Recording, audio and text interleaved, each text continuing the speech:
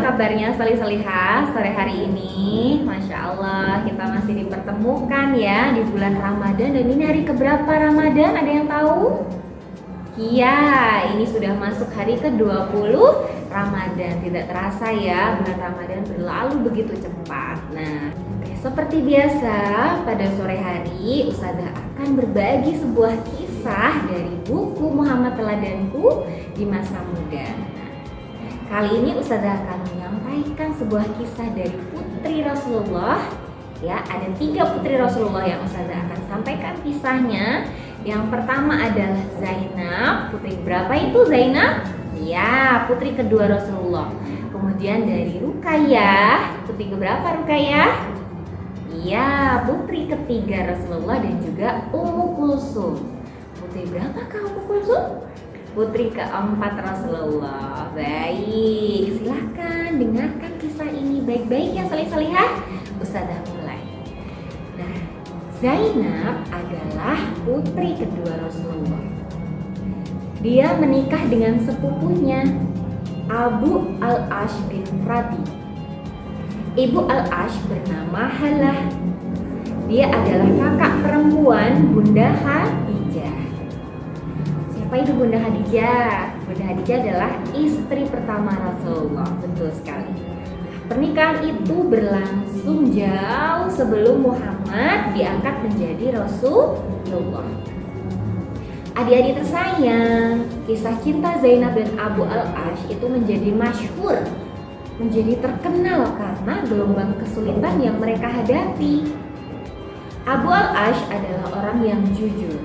Bisnisnya maju dan berpeluang menjadi seorang pengusaha yang sukses ya dalam perdagangan. Namun ketika Rasulullah sudah mulai memperkenalkan Islam, Abu Al-Ash memilih tetap menyembah berhala. Sementara itu Zainab bersegera masuk Islam. Ketika Islam makin menyebar, perlawanan kaum Quraisy semakin kuat. Ummu Jamil, istri Abu Lahab, menyerukan agar Abu Al-Ash menceraikan istrinya. Namun Abu Al-Ash menolak. Dalam perang Badar, Abu Al-Ash menjadi prajurit Quraisy menghadapi pasukan Muslim. Abu Al-Ash tertangkap dan menjadi tawanan. Zainab yang masih tinggal di Mekah mengirimkan kalung ibunya. Kalung ibunya berarti kalungnya siapa? Kalung dari Khadijah untuk menebus Abu Al-Ash yang tertangkap tadi, yang menjadi tawanan tadi. Rasulullah amat terharu melihat kalung almarhum Khadijah. Kemudian Rasulullah itu berkata kepada para sahabatnya, "Jika kalian berpendapat tawanan ini sebaiknya dibebaskan tanpa uang tebusan, maka bebaskanlah." Para sahabat kemudian terdiam. Uang tebusan biasanya berjumlah sangat besar, dan jika Abu Al-Ash dibebaskan tanpa uang tebusan, itu berarti mengurangi jatah uang untuk para sahabat. Padahal mereka telah mempertaruhkan nyawa dalam perang. Apalagi saat itu banyak sahabat yang hidupnya melarat karena kekayaan mereka diambil oleh kaum Quraisy. Namun para sahabat itu mengerti bahwa uang bukanlah tujuan mereka dalam berperang. Terlebih mereka tidak ingin melihat Rasulullah berduka memikirkan perasaan putrinya si Zainab tadi. Para sahabat pun segera membebaskan Abu Al-Ash. Allah kemudian melarang pernikahan antara wanita muslim dengan seorang kafir. Mengetahui hal itu, Zainab pun langsung meninggalkan Abu Al-Ash dan pergi ke Madinah untuk bergabung dengan ayahnya, Rasulullah. Tentu Zainab dan Abu Al-Ash amat menderita karena harus berpisah. Namun bagi Zainab, firman Allah berada di atas derita pribadinya. Masya Allah.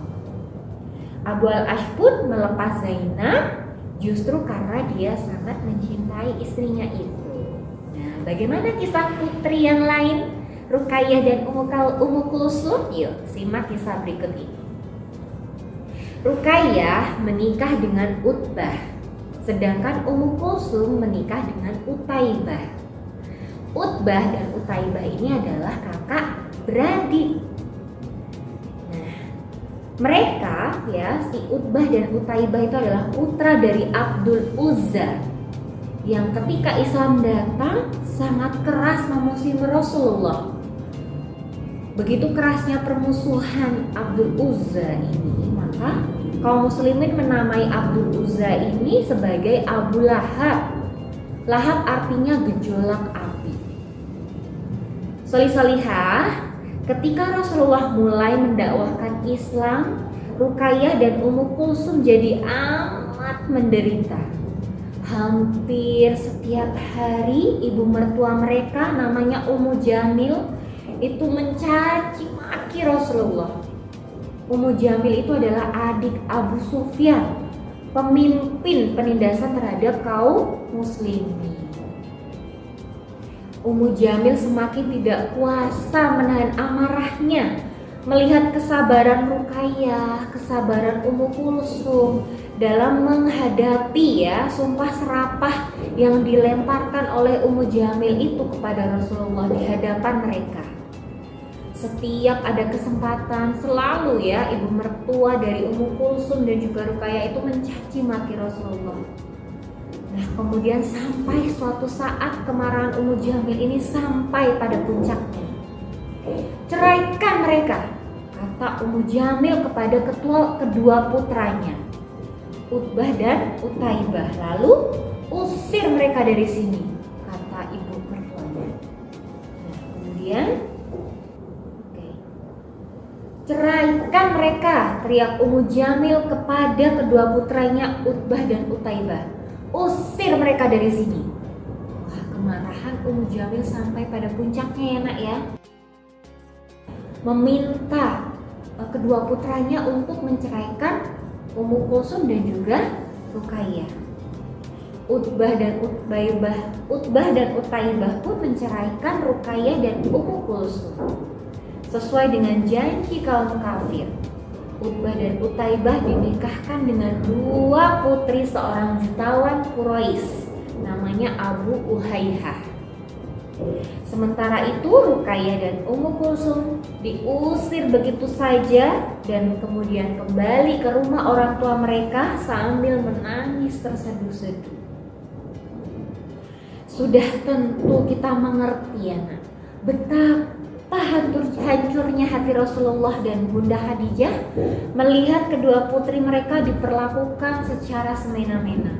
Namun Maha Suci Allah kemudian memberikan jodoh yang jauh lebih baik dari Utbah maupun Utaibah. Ruqayyah kemudian menikah dengan Utsman bin Affan, salah seorang sahabat besar Rasulullah. Dan Ruqayyah itu sempat ikut hijrah ke Habasyah dan Madinah. Namun ketika Rasulullah baru pulang dari perang Badar, beliau menemui Ruqayyah dalam keadaan yang sudah wafat. Beliau kemudian menikahkan Utsman bin Affan dengan Ummu Kulsum.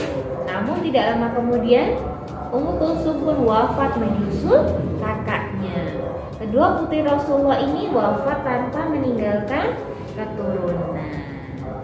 Sekian kisah dari Zainab, Ruqayyah dan Ummu Kulsum. Semoga solih-solihah bisa mengambil hikmah dari kisah sore hari ini ya. Selamat menyiapkan berbuka. Ustazah akhiri. Wassalamualaikum warahmatullahi wabarakatuh.